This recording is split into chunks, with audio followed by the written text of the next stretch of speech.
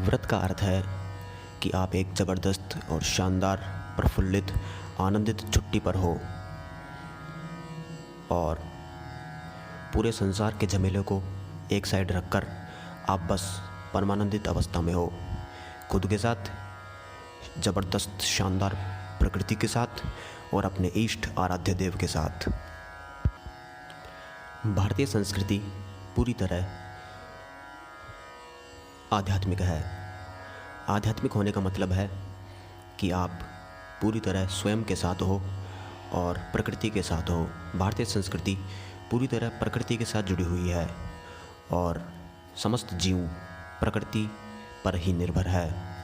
तो विशेष रूप से हमारे भारतीय संस्कृति में जो नया साल आता है, नया वर्ष आता है, वह चैत्र शुक्ल पक्ष एकम को, एकम का मतलब है प्रतिपदा, चैत सुदी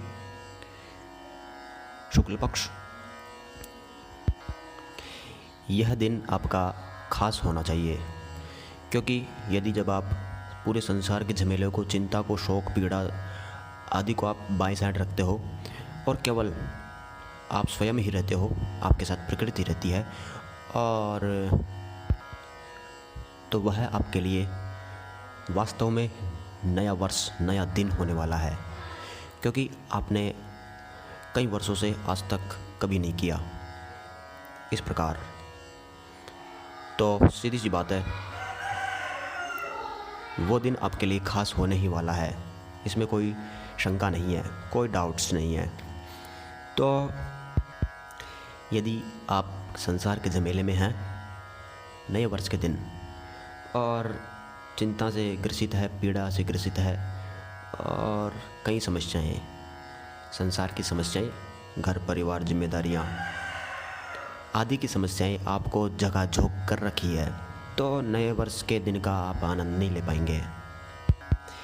इसके लिए आपको संसार को बाएं साइड रखना ही होगा। केवल एक दिन, केवल एक दिन, 2 दिन नहीं, केवल एक दिन आपको अपने जीवन के लिए उस आनंद का अनुभव करना चाहिए। ये आपका अधिकार है, पूरा अधिकार है। तो मुझे आशा है आप ऐसा करेंगे। केवल एक दिन अपने जीवन के लिए, स्वयं के लिए, केवल एक दिन आपको प्रकृति के साथ, खुद के साथ और अपने इष्ट आराध्य देव के साथ बिताना है, जो आपने कई जन्मों से नहीं बिताया। केवल एक दिन बिताना है।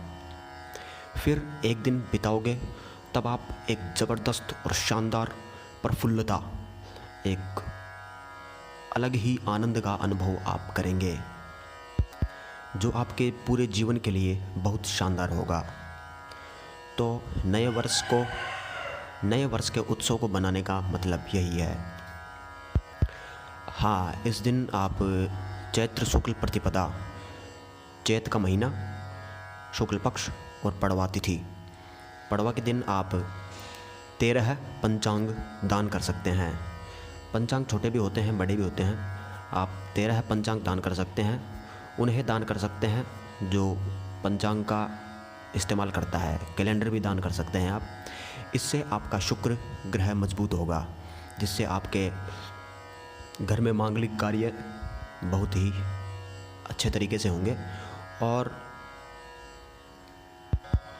मांगलिक कार्यों में जो बाधा आती है, मांगलिक कार्य होने से पहले ही कुछ न कुछ परेशानियां आती है, वो पंचांग दान करने से ख़त्म हो जाती है।